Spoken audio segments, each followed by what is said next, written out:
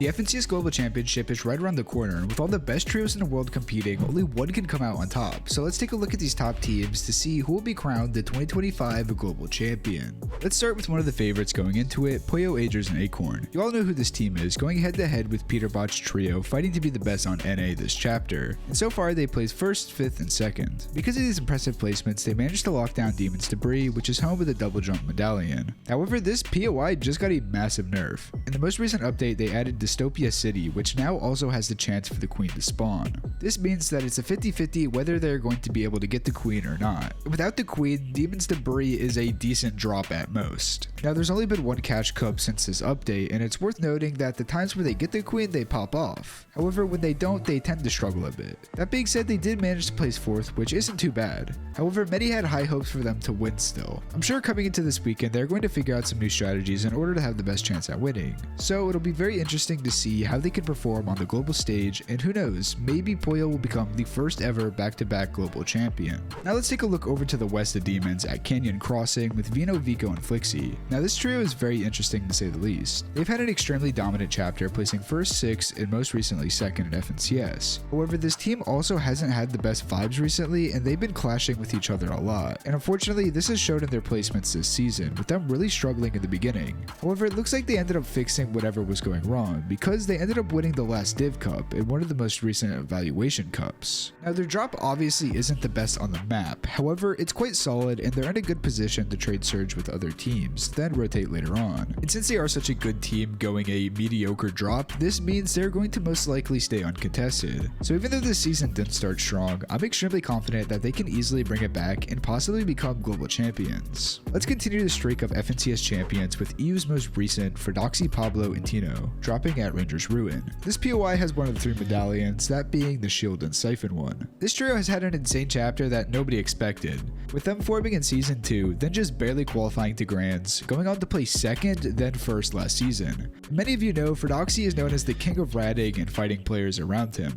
On top of this, he is considered the best off-spawn player in the game. In fact, pros go to him to help them with their off-spawn battles, just like Peterbot did, who I'll get to very soon. However, this season, his reputation has taken a bit of a hit after facing a former GOAT, Tayson. Tayson, Hris, and Chicho are also landing at this drop, and it's caused some problems. The off-spawn here is a 50-50, seeing who get the loot first, and at the beginning of the season, Tayson's trio was dominating the cash cups, beating him 5-0. But now it seems like it switched, with Fredoxy recently beating him 5-1. But with that being said, both these trios have had poor performances after destroying each other off spawn. So unfortunately, it's not looking good for either of these teams to do well at LAN. But that can't be said for one of the fan favorites, Clix, Yamzo, and Higgs. Each season so far in this chapter, everyone has had high hopes for them to win, but unfortunately, they would end up falling short each time. That being said, they've still done extremely well, getting 3rd, 2nd, and 8th. Last season, they locked down Supernova Academy, and that's exactly where they're going this season, staying uncontested. Despite this drop getting nerfed, it's still pretty good. However, this team had a massive problem. Going into this season, their vibes were awful after a disappointing last Grands, and because of this, Clix hasn't streamed much in order to try and fix things between this trio.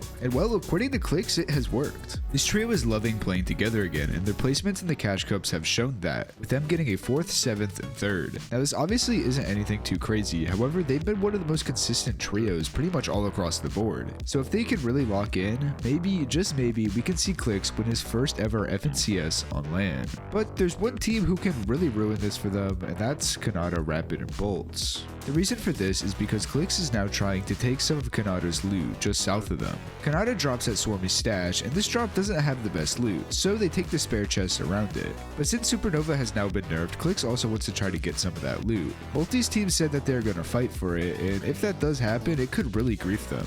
However, I don't think this is gonna happen because in the most recent Cash Cup, they only took some of the loot and didn't fight. And with that being said, I think Kanata actually has a really real chance of winning here. But that being said, they've definitely had their difficulties this chapter. This trio originally formed in Season 1 where they got 6, but after the season, this team absolutely hated playing with each other and they said that they were gonna never trio again, so in the next FNCS they split. But after they all had a bad performance and a last ditch effort, they would form together again in Season 3, and it seems like they managed to settle their differences, because this time they ended up almost winning FNCS, placing 3rd. They've also had some incredibly impressive placements this chapter with the 7th, 5th, and 1st in the most recent Cash Cup. So that being said, I'm looking forward to see how this trio plays at LAN. After all, I believe Kanata is now the only player to have officially qualified for every single FNCS Grand Finals. So that just shows the caliber of this trio. Now, even though they have a good chance to do well, just south of them is a trio I think has one of the best chances at winning, Pixie, Vanya, and Marius. This trio has been one of the most consistent in the entire world throughout the entire chapter, getting third, first, and another third, without a doubt being one of the best EU has to offer. This is a trio nobody wants to fight, and with them having OXR HQ locked down uncontested, I could really see them winning this thing.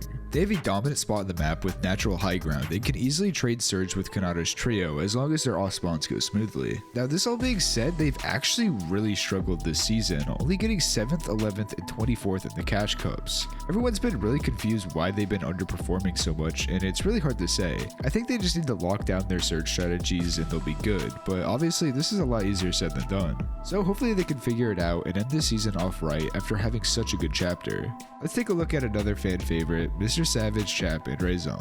Now, it pains me to say this, but realistically, this trio is not going to win as much as we all would love to see Savage finally do it. And don't think I'm bashing him for this, Mr. Savage has literally come out himself saying that he doesn't think he'll ever win an FNCS. Now, this trio ended up forming last season and barely qualified to LAN, placing 9th. However, they've actually played really well in the Cash Cup so far, getting 5th, 6th, and another 6. So that being said, it was looking like they could get a decent placement, however, their off spawn isn't looking so hot. They're landing at this split up north, which is alright loot-wise, but it isn't in the best position. On top of that, they're getting dropped on by Asia's best trio, Koyota, Rise, and Yuma. However, there's news that Koyota might actually be dropping on Vino now, so I'm not sure if this is actually going to happen or not. If you've heard of Koyota, you'll know that he is considered the Peterbot of Asia, having insane mechanics, placing 1st, 4th, and 1st in FNCS's chapter. So yeah, this all spawn is going to be very sloppy, and it doesn't help that Mud Shadow and Sphinx with uncontested resistance base is right next to them. So I'm thinking that they're probably going to third party and clean up this fight a few games, and on top of that, Clix's team can do the same.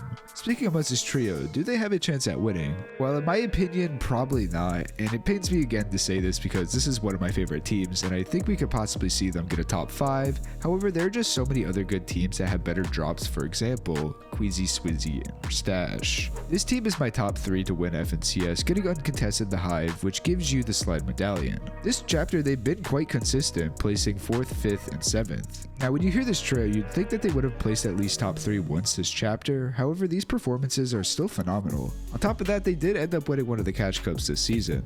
But unfortunately in the other two they were a bit inconsistent, getting 23rd and 9th. However, this team has insane potential and I think we're going to see them peak this weekend. Before we get to Peterbot and his insane off-spawn situation, let's quickly talk about some other trios real quick. Now there are a lot of players I haven't mentioned on this list from smaller regions, for example Arc, Alex, and King. Now these are just a few of them, but the reason I don't mention these players is because a lot of them are contested or just dropping at not the best POIs, and the likelihood of them winning is just really low.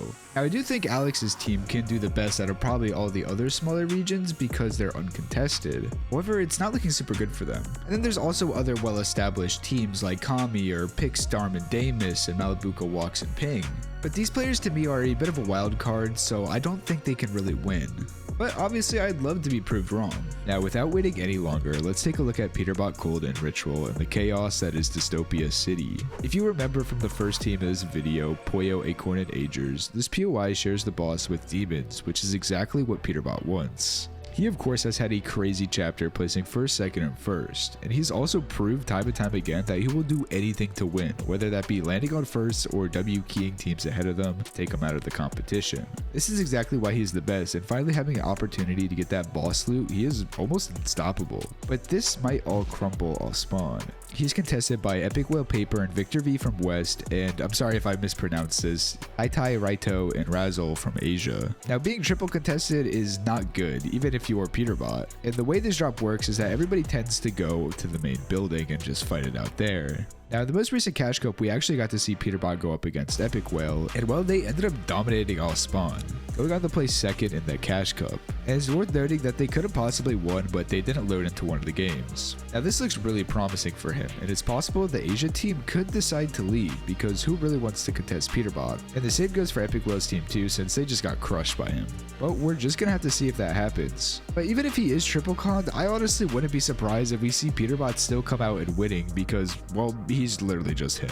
So with that being said, I think I've narrowed down my top picks to 4 different trios who have the best chance at winning. So that would be the trios of Poyo, Vino, Queasy, and finally Peterbot, especially if they're uncontested or single conned. But we've covered so many good teams, so it really wouldn't surprise me if someone else would come out on top. But it'll be interesting to see if Poyo or Peterbot can be crowned the first ever back-to-back global champions. Also keep in mind this drop map can completely change at any time, which could lead to a big name possibly getting contested, so we just simply don't know what will happen until it's time to play. Let me know who you think is going to win globals, and if you enjoyed the video, make sure to drop a like, subscribe, and it really helps me out. I hope you all have an amazing rest of your days. Peace out.